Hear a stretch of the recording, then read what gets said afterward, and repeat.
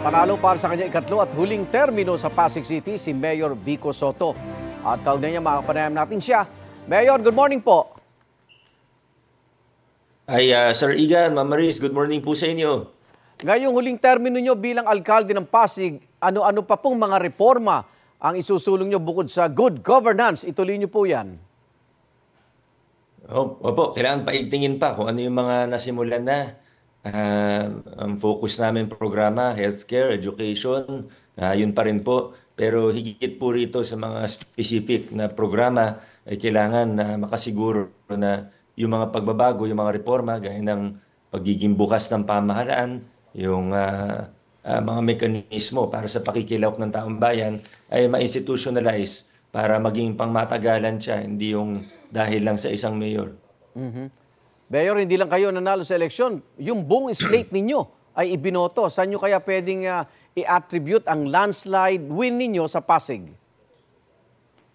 Opo, sa totoo, masaya ako dahil nanalo ako, pero mas masaya ako dahil yung buong team ay kasama 15-0.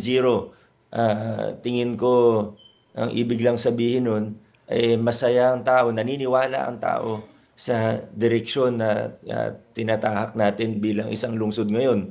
Ibig sabihin, ayaw na talaga nila bumalik dun sa mga lumang kalakaran at masaya sila dun sa mga pagbabagong na ipakilala sa nakaraang 6 na taon. Pasensya na, Sir Igan, sa boses ko. Ikaw Okay lang lang po po. ano nangyari.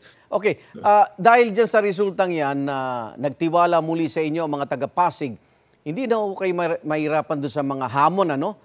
Sa tuwing ika nga'y mahalal, yung continuity na tinatawag dahil may suporta kayo ng mga taga-Pasig. Tama po kayo, yung 15-0, talagang ito na nga yung sinasabi ng mga taga-Pasig, ano? At siguro yung sinasabing continuity, basta maipagpatuloy namin at pareho ng direksyon, ano? Sa susunod na 3 taon, hindi na rin magkakaproblema dito sa continuity. Pero higit sa politika, pinag-uusapan kasi natin dito yung pasensya na kung paulit-ulit pero institutionalization Opo. ng mga reforma at mga nasimulan ng mga programa. Opo. May dagdag pong tanong ang aming kasamang si Maris Sumali. Good Maris. morning, Mayor Vico. Gandang umaga. Mayor, nitong election po kasi alam naman natin na naging mainit talaga yung naging tunggalian ninyo ng kalabang partido, no? Pero syempre, babalik na kayo sa pagtatrabaho. Nagkausap na po ba kayo o balak niyo po bang makipagtulungan sa kanila kung sakasakali? Hindi pa po kami nag-usap, Ma'am Maris. Hindi ko rin alam paano i-contact. May mga nakausap naman ako na nasa kampo nila. Yung iba nag-congratulations. Pero yung kalaban ko mismo, hindi pa. Ako, willing naman ako makipag-usap. Pero ganun pa rin, ano, yung mga, sa totoo, yung mga kailangan namin pag-usapan, yun pa rin po eh. Yung mga issue, bago sila tumakbo, o bago ko pa nalaman na papasok sila sa politika, yun pa rin naman po yung talagang kailangan namin pag-usapan. At maaaring yun yung dahilan kung bakit sila tumakbo. Alright. Kumusta naman po yung pagpapatayo ninyo ng bagong City Hall ng Pasig? Maganda po. We are on track. We are right on track as scheduled. So maganda po yung progreso. Sa ngayon, nasa first part ng kontrata, yun po yung demolition. Baka makapag-groundbreaking na for construction by July, hopefully. August at the latest. Pero on track po tayo. Maganda yung progression natin para dito. Mayor, ilang beses na rin kayong natanong at ilang beses nyo na rin pong sinabi na wala kayong balak tumakbo sa national position sa ngayon. Pero marami pa rin po yung umaasa na balang araw ay mas maraming Pilipino ay makikinabang sa klase ng serbisyo at pamumuno ninyo. Kung sakali po bang magbago ang ihip ng hangin, ano po kaya ang magiging konsiderasyon ninyo sa pagpasok sa mas mataas na posisyon kung sakasakali, Mayor? Well, Ma'am Maris, pasensya na. Itong nakaramang araw, talagang ulit-ulit yan tinatanong sa akin. Wala naman akong bagong sagot. Yun pa rin po yung sagot ko. Ang nakikita kong pinaka-importante, itong darating na 3 taon at sa hinaharap pa pinaka-importante, lalo na para sa amin dito sa Pasig, number one, institutionalization of reforms. Siguraduhin na magiging hindi nakasentro sa akin, kundi pangmatagalan yung mga pagbabago, gaya ng procurement reform, kailangan may pagpatuloy yan. At we have taken steps towards that. Pangalawa, development of new leaders, of younger leaders. Yan talaga yung magiging focus sa susunod na 3 taon at higit pa. Hindi pwedeng isang magaling na leader, hindi pwedeng 2 magaling na leader lamang.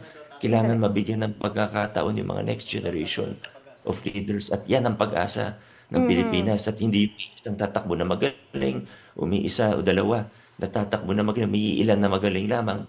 Kailangan dumami pa. At yung talagang pag-asa, kung gusto natin ng tunay na pagbabago sa ating bayan, hindi pwedeng nakatingin tayo sa personalidad. Kailangan dumami. Isusunod na henerasyon po talaga ang magiging susi po rito. So if ever po na meron kayong mas malawak na kontribusyon para sa bayan, yung pagte-train na lang ng mga bagong henerasyon Sa na ngayon leader. yan po yung nakikita ko.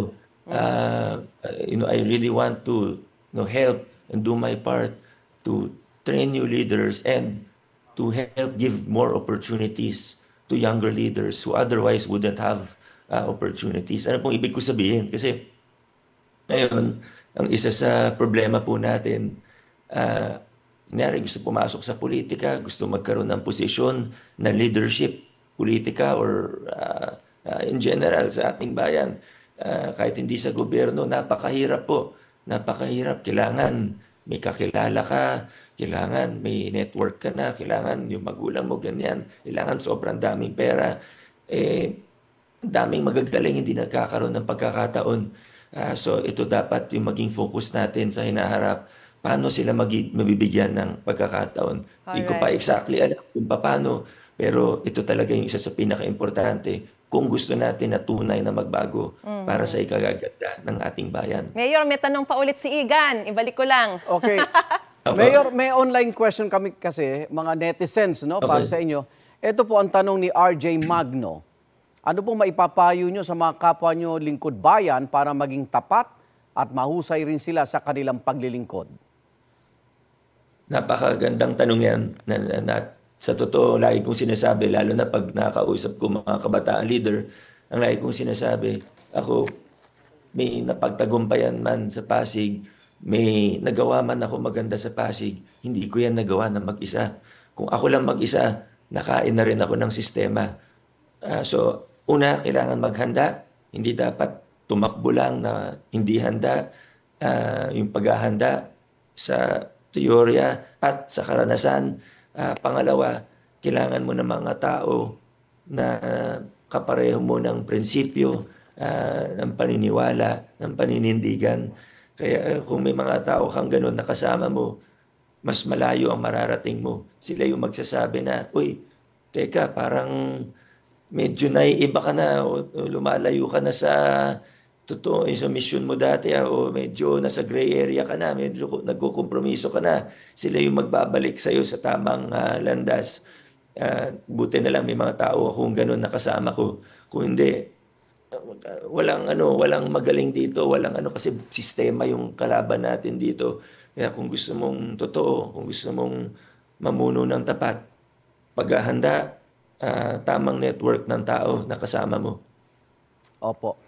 Mayor, masyado kang sub-sub sa trabaho. Napapabayaan mo na yata yung sarili mo, kagaya nung boses mo ngayon. Hindi pa pumasok sa isip mo na maganda yung may nag-aalaga sa'yo at magtitimpla ng tsaa. Kaya ang tanong ni Eda Dielka Bautista, abay, kailan ka rin mag-aasawa? At dudugtungan ko yan, yung puso mo, kamusta? Okay lang po. Darating at darating naman po yan. Gaya po ng sabi mo, siguro itong nakarang 6 na taon talagang sobra sa trabaho rin. Parang bitin ang sagot mo. May mensahe ka ba sa nagbibigay ng inspirasyon? Masasagot. Pero may mensahe ka ba sa nagbibigay ng inspirasyon sa'yo? Wala ho. Bibigay inspirasyon sa akin ang tao talaga. Good luck, God bless. Maraming salamat sa oras na binigay mo sa amin. And muli, congratulations, Mayor. Baka may mensahe ka sa mga taga-Pasig. Sa mga tagapanood, maraming salamat po. God bless. Pasig City Mayor, Vico Sotto. Igan, mauna ka sa mga balita, mag-subscribe na sa GMA Integrated News sa YouTube para sa iba't ibang ulat sa ating bansa.